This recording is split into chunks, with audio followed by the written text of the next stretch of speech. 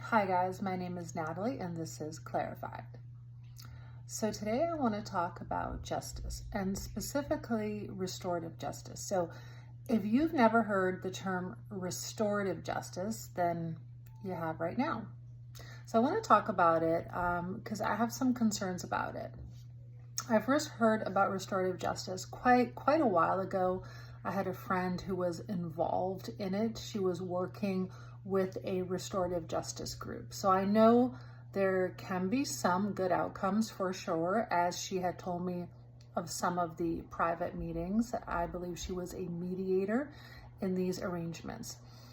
But I want to talk about it in a couple of different ways today. So number one, I have an issue when someone tries to add a modifier to the word justice, because the minute you add a modifier or a prefix, you immediately leave the realm of justice. Like, you are no longer talking about justice. So let me give you an example. If you say something like restorative justice or economic justice or social justice or environmental justice, anytime that you add some kind of modifier or prefix to the word justice, you have immediately left the realm of justice. Now, there is a reason why you have left that realm, because justice by nature has to be completely blind, has to be completely neutral and impartial. So when you take the very word of it and add a modifier before that word, you have skewed it instantly towards that prefix, towards that modifier. You are no longer neutral. So whatever you are now talking about, you're not actually dealing with real justice. So that's the first issue right there. Now, for those of you who don't know what restorative justice is, if you go online and you Google it, there's definitions that come up right away.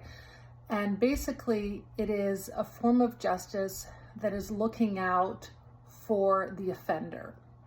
Now, it will say, as I have looked this up online, and I encourage you to look it up too, it will say seeks to restore victim and offender.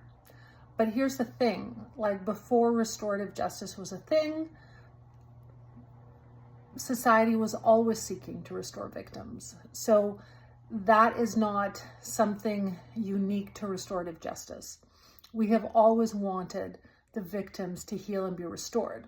So really, in the way that it's phrased, saying seeking to restore offender and victim, is just a way to kind of, I would say a little dishonestly, to take your mind away from the fact that there is a focus to restore the offender. Now, I will say this, I am a Christian, so I believe heavily in forgiveness. I believe heavily in second chances and repentance and all of that. Like, they're absolutely 100%. So the reason I'm bringing this up is that if someone commits a crime, the very first thing that should happen is punishment. The very idea of restoration should not even come into anybody's mind until well after the fact. But with restorative justice, it is first in mind from the get-go, from the absolute inception of whatever has gone wrong. The idea is, how can this person make amends and be restored? It is the first thing on the table, so to speak, which is incorrect. When someone has been victimized, no one should be thinking, how do we restore the offender? How do we get them back to normal? That really should not enter anyone's head until that person has been doled out a proper punishment. And that's another aspect of justice. Justice is, by its very nature, punitive. And what that means is justice is just there to punish wrongdoing.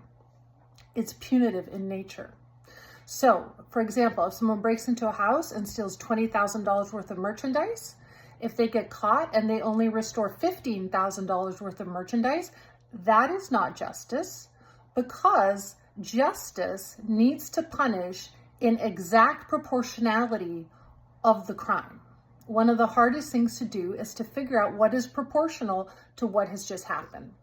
But if you don't punish equivalent to the harm done, then you are not fulfilling the law of justice. Now, here's another thing.